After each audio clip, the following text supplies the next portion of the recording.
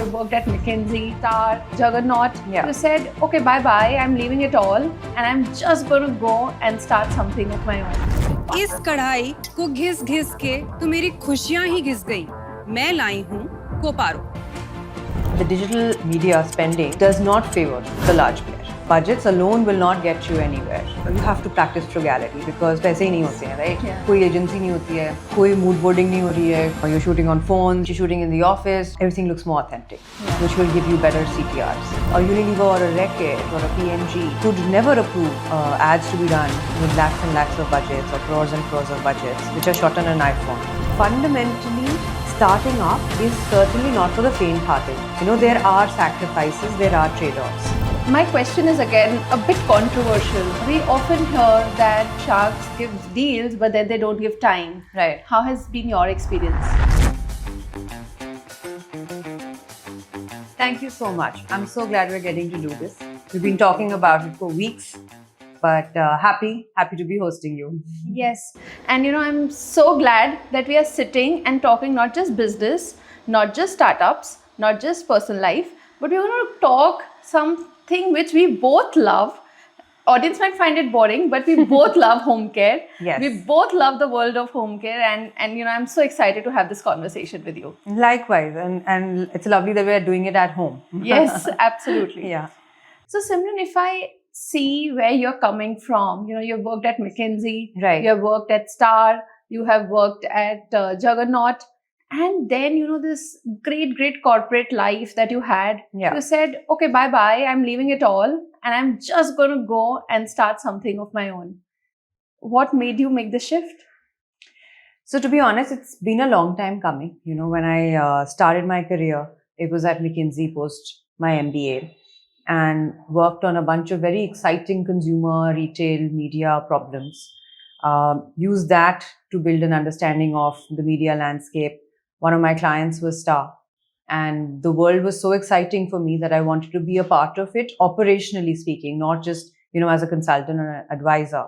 So that move happened, so from, I would say, what's called 30,000 feet thinking, all the way down to sort of saying, this is how you build, maybe at a, 100 feet above sea level sort of, place. Yeah. And then I realized that I wasn't equipping my digital toolkit well enough, right? And then an opportunity came my way to be the CEO of Juggernaut Books. It was an opportunity to sort of redefine how India reads, learn a lot about the digital ecosystem, learn a lot about startups, how they work, how do you build an early team. So, did that. I think that took me from 100 feet to like maybe 15 feet.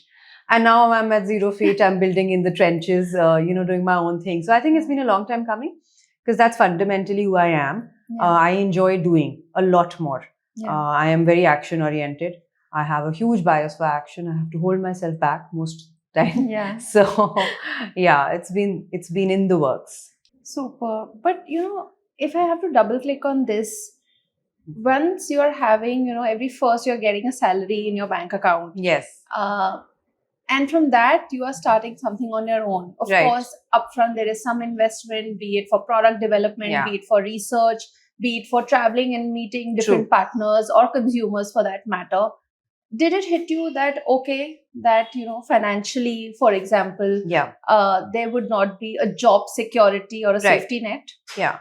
So I think, things have really changed, but you are right. Fundamentally, starting up is certainly not for the faint-hearted. There are sacrifices, there are trade-offs. Yeah. It's hard when you're 4 and you can't purchase something that you have your heart set on. Trust me, it's hard when you're 43 also.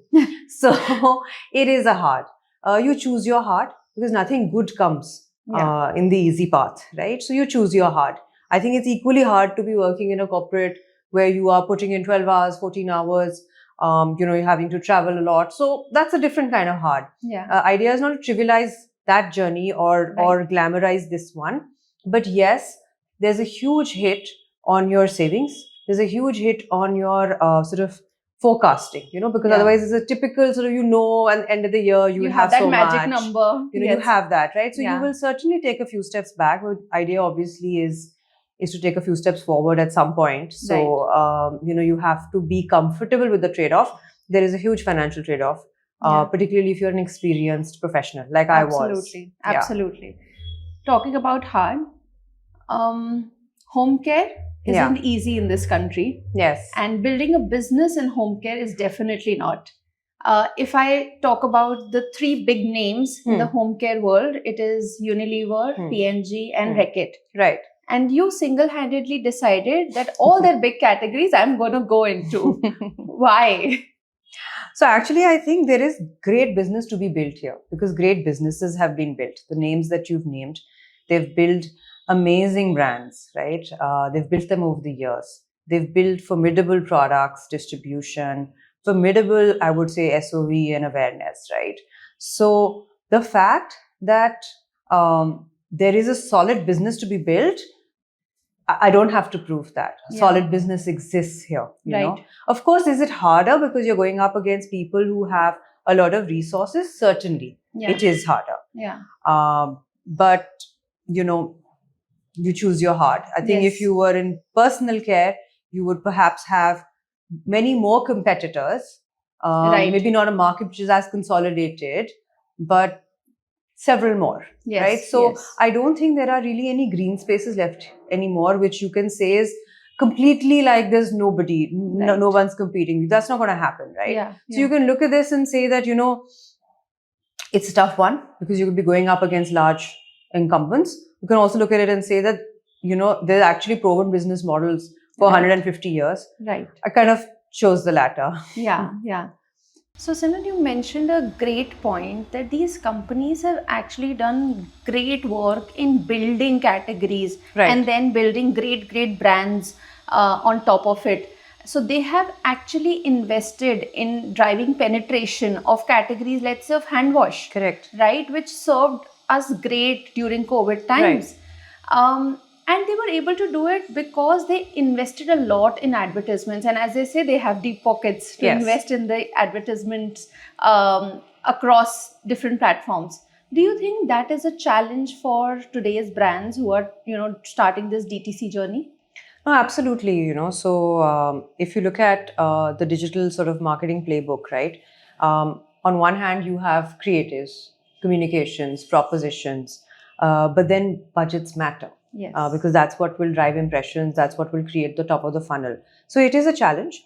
But at the same time, I'm not so fazed by it because if I was to think about, you know, Koparo playbook, right? Today, my audience is my core demographic, right? Who I want to reach out to with my message is probably 25 to 55-year-olds, Yeah. women who are making these decisions for their homes. Yes. They're spending more time on platforms like Meta, like Google, than TV Yes. for my demo, Yes, at least, you know. definitely. And digital is a very democratic medium. Yeah. Budgets alone will not get you anywhere. Yes. So if at all on TV, of course, I cannot afford to do TV at this point. Yeah. But digitally speaking, our metagame, I would say that is probably 100 times better than Unilever's metagame. Yeah. Right? Yeah. I don't think Reckitt even advertises on Meta. So you will find your pockets of opportunity, but fundamentally the consumer is no longer consuming 4 to 5 hours of TV in a day. Yes. They're actually consuming 4 to 5 hours of OTT plus, you know, video content plus, you know, Yeah. reels and things like that, right? So that's actually a huge advantage for me Yeah. because I can start afresh. Yeah. Now, you know, you touched upon this part, and obviously this is because of your background, right? About the SOV that these brands have built over the years. Yeah. It is because we were so habituated to seeing, you know, 20-30% of the inventory of ads on TV, which were entirely driven Yeah. by FMCG, right? Yes. So much so that, you know, today, if, you know, that jingle comes, you kind of know, okay, this is Yeah. so-and-so's line, this is so-and-so's line. Right. But if you look at the 25-year-old today, who has a home, who is maybe planning a family, and is now beginning to think about, you know, more conscious questions in her lifestyle, Yeah. she is probably not consuming TV in the way that you and I consume TV. Absolutely. So she will probably remember Koparo's jingle, you Yeah. know. So I think it's a function of the digital playbook being more stacked in the favor of D2C brands. Right. And the other thing about digital, I mean, you know, is that there is no scale efficiencies, right? So the more you spend, it's not like your CACs necessarily drop, Yeah, right? yeah. So in that manner as well, it is more democratic for younger players, No, absolutely. I think with auction-based selling versus buying slots Yes. on TV, I think I get what you're trying to say. But at the same time, you touched upon that there is a Koparo playbook, Yes. right? I totally agree with you on the fact that yes, digital mediums are far more democratic, far more inclusive. Yeah. But what is that D2C playbook, or rather, if there is a commercial from, let's say, a legacy brand in the Absolutely. similar category and from Koparo, what do you think will be the difference in the playbook on digital? So, I mean, I can speak for myself, and then Yeah. every brand will have its own story. I think the answer really lies in the word that you asked, right? D2C playbook. Yeah. The reality is that we are talking to 30 to 40 customers, not just about their customer issues, but also about understanding why did they buy Koparo, what do they like about Koparo, why did they ditch what they were currently using to opt for Koparo, and what will make them come back and what will make them go away. And that really refines your marketing and your communication. Secondly, you have to practice frugality because पैसे ही नहीं होते हैं, right? Yeah. So कोई agency नहीं होती है, कोई mood boarding नहीं हो रही है, कोई नहीं बोल रहा कि इस स्पेक कैमरा में शूट करो. You're shooting on phones, you're shooting on the street, you're shooting in the office, you're shooting real customers in real homes. Everything looks more authentic, which will give you better CTRs. Because that's what Meta rewards, right? Or that's what a Google even rewards. So fundamentally, actually, it's very interesting because it's actually come to me while I'm talking to you. I feel the digital sort of media spending it does not favor the large player. The way TV does, right? It simply doesn't. Because a Unilever or a Reckitt or a P&G could never approve ads to be run with lakhs and lakhs of budgets or crores and crores of budgets, which are shot on an iPhone, without a script which went for approval all the way to wherever they're headquartered. Those companies don't operate like that. And you're saying D2C players do that day in, day out? Day in, day out, right? We shoot about 70 to 80 creatives in a month.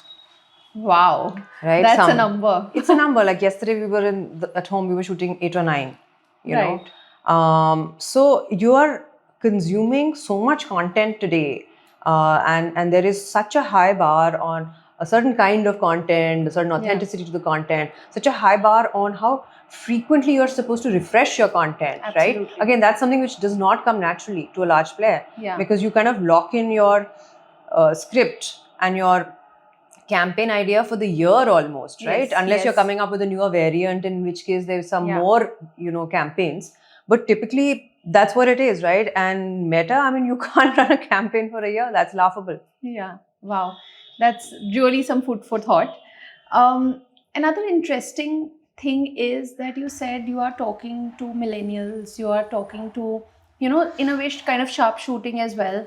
Right. But I see a lot of D2C brands in India are targeting that top 10% of Indian households in the country. Don't you think there will be saturation? Because we are all trying for the same share of the pie, right? So what is your take on that? So, I mean, the reality is that 30 to 50 million households do define a very big chunk of our consumption. They also define and set standards for aspiration. So when you are communicating, that's the household you're trying to target. That will happen. But that is where the consumption market is. And you do have to be mindful of that. And also in a D2C environment, everybody will obviously go for the lowest sort of hanging fruit, right? And that is true. These are also the people who are on digital and they are purchasing. And these are not the ones in a year Amazon purchases. These are the more consistent guys, right? So it makes sense to build your businesses off of this cohort. Right. Eventually, you can get to a very large scale before you actually have to think about, let's say, GT or MT, and if it's relevant for your category. I mean, there's so many examples. People who scale to 100 crores, 500 crores, 600 crores, 1,000 crores, even, right? Digitally speaking. Right. So I think there's today building 100 crore ARR brand on digital mediums, somewhere between 3 years to 5 years in a startup's journey is very, very doable. Absolutely. And of course, it depends. Somebody gets there faster, somebody gets there slower. Yeah. Because it depends on your price points and things like that. But it's possible, right? Yeah. And then, of course, you have to examine that, can you 5x this, doing exactly what you were doing? Yeah. Or will you need to enter newer channels, right? And that's the Absolutely. point when you start thinking beyond that Yeah. 10% of households. Yeah. And you rightly mentioned there are a lot of brands which do 0 to 1 journey, 1 to 10 journey Right. really well. But what do you think is required to make this 10 to 100 journey? Because many brands, Right. while there are many examples who have done great work, on Asa being one of them. Yes. I mean, what comes to your mind when I say that now, and hopefully Koparo also gets onto that journey? Yes. And what does it take to get onto that journey? And what are the challenges or what are the opportunities? I think the biggest challenge is that, you've always had a scrappy mindset. You've always had a hustler mindset. Yes. You've probably not believed in processes.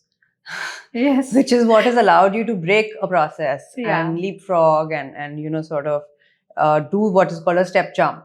And then all of that starts working against you, because then that creates chaos. Yes. Suddenly you've got a 100-member team. Yeah.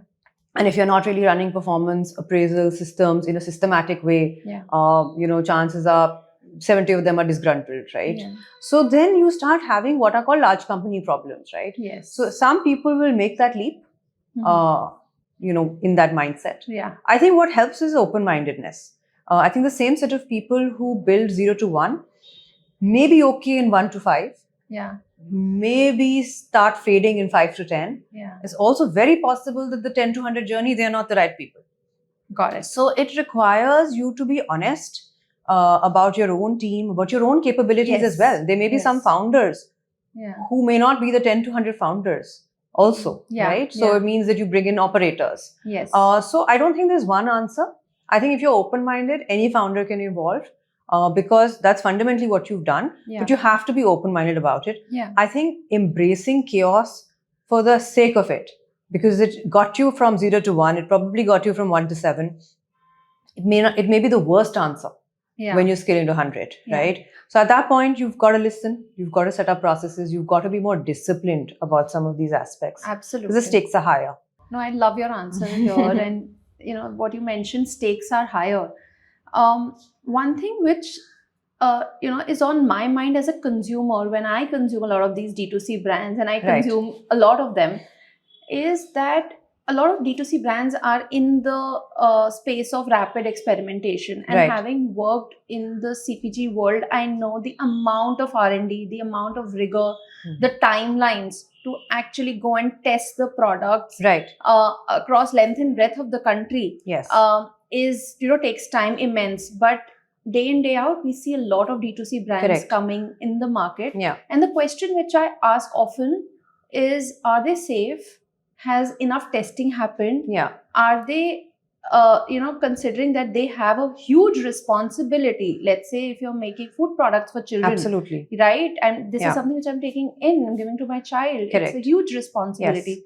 So are D2C players taking this responsibility very seriously, especially when they go big, when they scale up? Right. So I'll kind of split this into two parts, and I'll tell you what we do at Koparo, and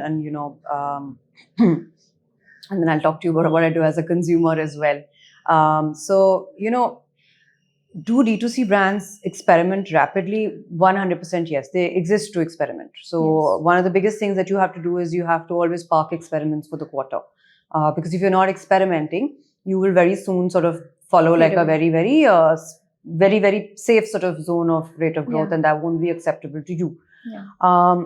What you do need to understand is that large players can't do so much NPD, because when they do NPD, their runs are so large of a successful NPD.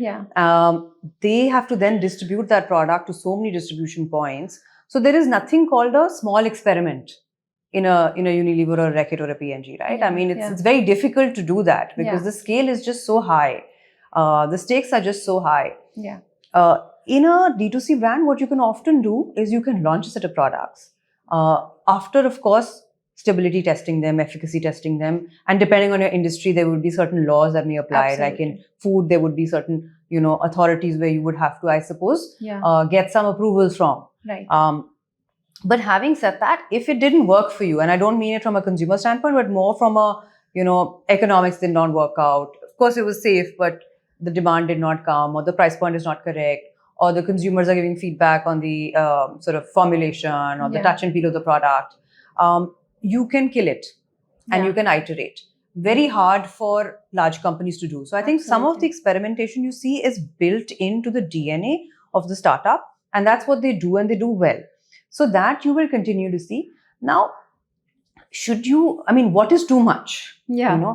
I don't think there is a limit. I don't think there's a limit as long as you are following due process, Like in personal care, there is obviously elements of stability testing. If there's claims being made, then those claims have to be backed up with third-party labs. So responsible startups will certainly be doing all of that. Right. All of that. Yeah. And the customer is king.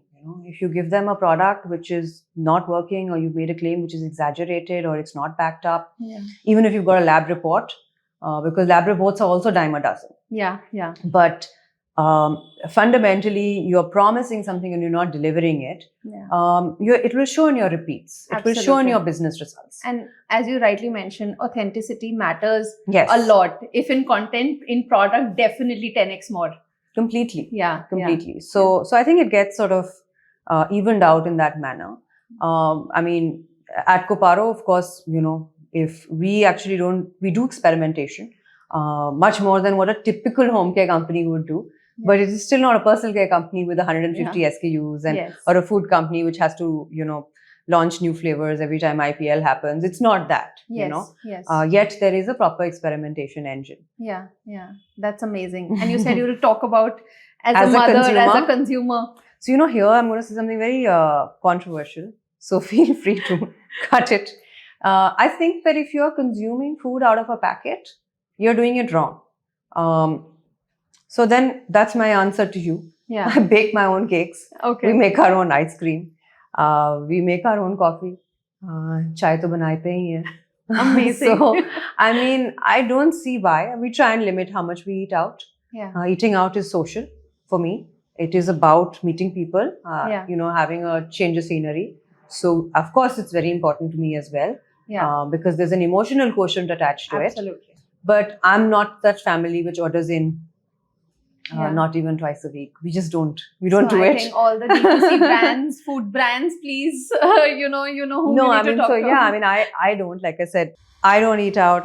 As much, Yeah. I don't open packets as much. I think the moment you are reading labels on a packet, you've already made the choice to eat something which was not made potentially in the morning, right? And absolutely. And I think in our country we can either cook, or we can afford a cook to help absolutely us. Absolutely. So I think the more you eat out of a packet, the choice is already made for you. Then it's just shades of bad to worse. Yeah. Yes. I get it. I totally get what you're saying.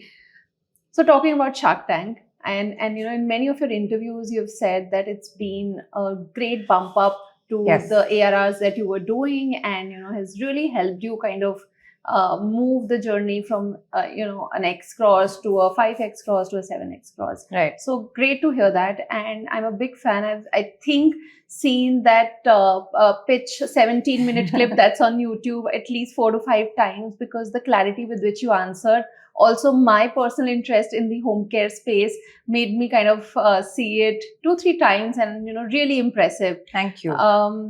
My question is again a bit controversial. Right. We often hear that sharks give deals, but then they don't give time. Right. How has been your experience? So you go to the tank for investment. You're not going for their time. So I got the investment. So I will tell you that they are genuine. The process is genuine. Obviously, there is a diligence that follows, and there is documentation. Yeah. You have to draw up your, share subscription agreement, etc., etc. So you obviously have to do your approvals in that manner. If you're expecting that the money just gets wired into your bank, the next week, obviously that doesn't happen. Yeah. So I think, is the investment amounts real? Absolutely. Do they honor the terms that they spoke to you about in the tank? Absolutely. Yeah, But does it come with a delay? Yes, of course, as Yeah. it does with any investment. absolutely. Ab ye time wime, I don't understand this. Like, if you need help, like, they're very accessible. You can ask, Yeah. can you do this introduction? But obviously, you have to also understand that they probably make Yeah. 30 to 40 such investments in a season, right? Yeah. I don't know the exact number, maybe it's 20 to 30 or whatever, but it's 20 plus for Yeah. sure, right? Yeah. They're making those investments. They're not going to have time for Yeah. you. The idea was not to secure lunch dates with, Absolutely. Vinita Oman, right? It was Yeah. to get the check and to move on. So here's Which you to did moving on. beautifully well and Yeah. very confidently that I've got the deal. Okay, buy 2 days of the shark. But one thing which really stood out in that snippet for me was that Ritesh offered you that we consume Right. a lot of floor cleaners, Yes. etc. And he did ask you to reach out to him. Did you? I did, yes. Okay. And was it a fruitful conversation? No, it fell through the cracks at some point. I don't know which Yeah. side, but Yeah. we can pick that up again. Yeah. So, Simran, you have to also tell me that which are few of your favorite shark pitches or favorite DTC brands in general, which you really love now. So, I mean, some of the brands that I do use, in my personal life, right? And I think they are actually happen to be Shark Tank brands. One is Perfora. So, I'm very particular about the kind of mouthwashes we use at home. Yeah. And, they have a lovely alcohol-free one, which my daughter uses. I'm using their new junior range of toothbrushes, which they just launched. So that's a brand that I like. I like their products. I'm in touch with their founders. And you need that. You need a community of like-minded people as you continue to build. Right, right. Because it's a lonely journey. Yeah. Otherwise. I like Petal. Again, they were, I think, a Absolutely. big favorite from last season, where, I like the idea of eating in utensils, Yeah. which are just safer and healthier, because those are some of the choices we can make. I like the idea of not using plastic in the kitchen. Yeah. So, yes, I think that's another brand. I think there's another brand which I'm a big consumer of is Indus Valley. They're not a Shark Tank brand, but I love their cast iron tawa. Absolutely. I think they've brought the cast iron tawa. They've got the cast iron back. Exactly. It is very difficult for you to find the cast iron otherwise. Yes. You'd have to go to a local mandi or Yeah, whatever, and then yeah. you don't know The quality. Correct. And is like, it really, legit or not? Yes. Yeah. And all the brands you mentioned, I use them at my home as well. And Indus Valley specifically because, us as generation was never educated that how Yes. do you kind of, use oil to, really start using a cast iron tawa. So they do that Correct. education also really Yes. well for people like us who enter kitchen rarely. But Yes. so that's amazing. So Simran, these startups that you mentioned and even Koparo found Right. those white spaces or found those spaces either, in the price ladder or format ladder or, generally, the competition is a little Right. low, entry barriers are low. Yeah. Do you think there are certain white spaces? Had you been, sitting and thinking that, okay, I want to start something of my own again, what would that be? What are those white spaces which you see today in the country? Look, I mean, there's so many white spaces, right? I think fundamentally, if you want to start up today, firstly, it's not glamorous, it's super hard. But pick an area where you have passion, but you also have conviction that this can be a very scaled up business. Because the worst thing that you want to do is be stuck in a business which is moderately successful. Then you can't shut it and you can't scale it. Beautiful. So think big. Yeah. When you are thinking on paper, please think really, really big. And the answers will come to you, right? It is problems that you are facing, but not just you, but which are wider problems of our country, right? Like if you ask me today, I think if clean air is such a big problem, right? Clean water is such a big concern area. I'm not talking just a water purifier, but it's such a big concern area. Yeah. And therefore, if you really think about the very big problems of today, which are problems at a consumer level, but they're also problems at a societal level. Yeah. That's one lens that I would perhaps take, Yeah. if I was doing it all over again. Yeah. But you may take a different lens. Many ways to do this. I think the more you get sucked into doing it using tools, saying, let's study helium-10, right? Which is like this third-party tool which studies Amazon trends and data. And then in that, I'll figure out which price ladder is missing and which category is, bumping up in the US but is not there in India. You're going about it too mechanically, Right. Right. So you do all of that to kind of put the numbers in your business plan. But just really think bigger than that. Yeah. Because, for example, the amount of energy I think we are all going to put into clean air and clean water, as we rightly should, Yes. is going to be huge going forward, right? Yeah. But do you think that, people who are wanting to start out want to solve these difficult problems because there is friction to solve these problems, right? Right. So do you think that entrepreneurs or people who are wanting to start off are ready to solve such big problems? I think, there is no good or bad here. There's no judgment here, to be honest. Yes. I think if you built a 12 crore a year profitable business with like a, 10% profit margin, good for you, right? Because that's a big sum of money that you want to take home every year. Yeah.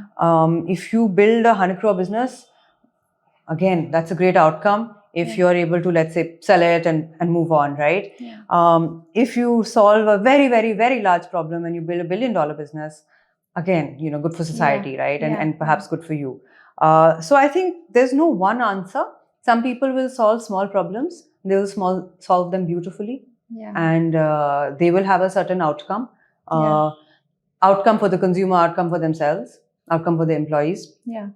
Some people will solve very, very large problems, because their imagination is just so much larger than anything that is there today. Absolutely. So you'll have every kind of founder and every kind of entrepreneur. Yeah.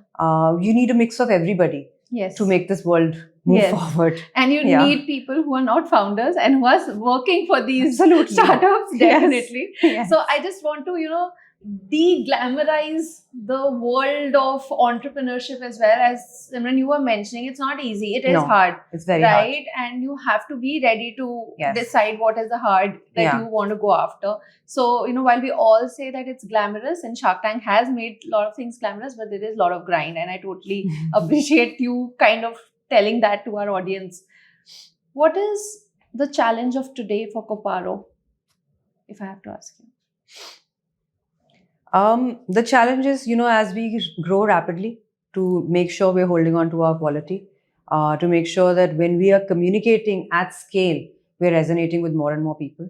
Because we've communicated with maybe 7 to 8 lakh customers who've bought into our proposition. Now we have to find the next 20 and then the next 40, and will the same proposition hold? Will it have to be refined?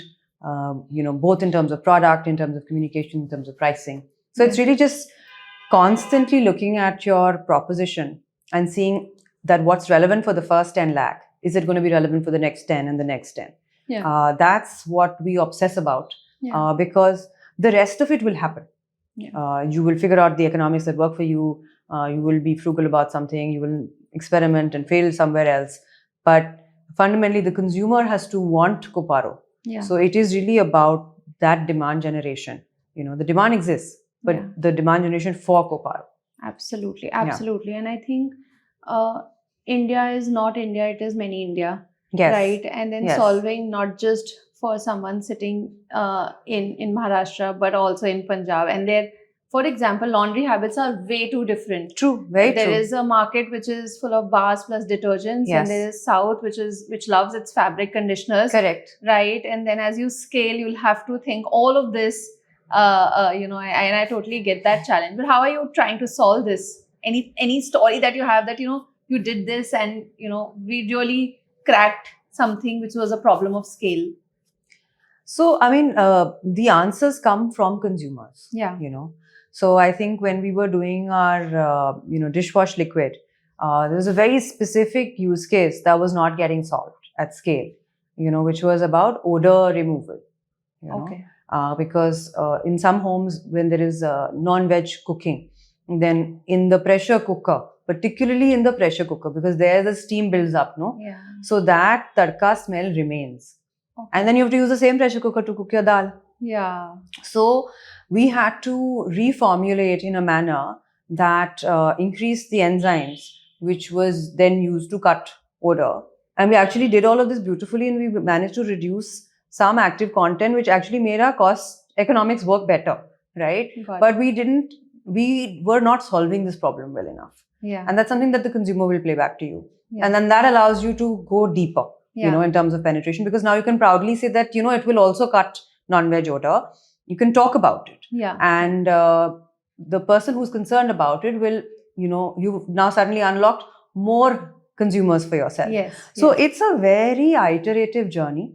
And, because you from home care, you will understand this. People care about different things in different product categories. So every category, subcategory is different, right? Yeah. What you care about in floor cleaning, very different from the soil removal you will care about on your clothes. Absolutely. Right? Yeah. So you have to constantly iterate Yeah. and see what are those stains that you're missing out on, what are those additional fragrance notes. Yeah.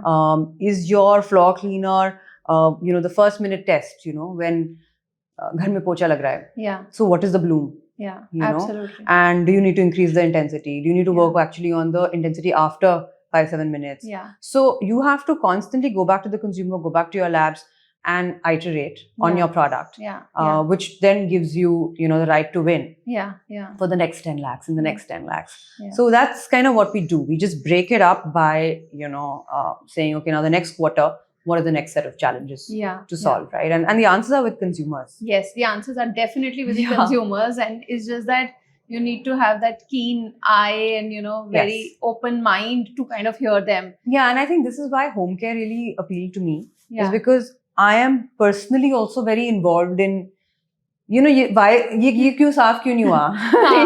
Problem ये क्या क्या है? है? हाँ, ये stain क्यों नहीं गया? हाँ, Right? हाँ. So then you're also on top of your game. Yeah. I knew that, some people still ask me like, how come you didn't start up in beauty or you didn't do some other, food brand? And I'm like, because I actually don't consume so much packaged food, and I don't consume pretty much any beauty product. Like, so I only do this makeup So now for the podcast. for D2C Yeah. for D2C beauty brands, again, you know whom to No. order. There's a lot of people consuming a lot of products. Yes. I'm just buying my Yeah. cheapest few from Blinkit. Yeah. Yeah. Yeah.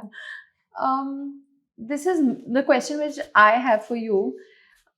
So, as a mother, Right. we have responsibilities, and once you're in your corporate career, even if you have ideas, Right. you're always on the fence that okay, Right. I have a personal commitment Mhm. on time, Mm-hmm. financially. Mm-hmm. I also, I think I have a great job which is paying me well, which is Right. which is paying my dues. Yeah.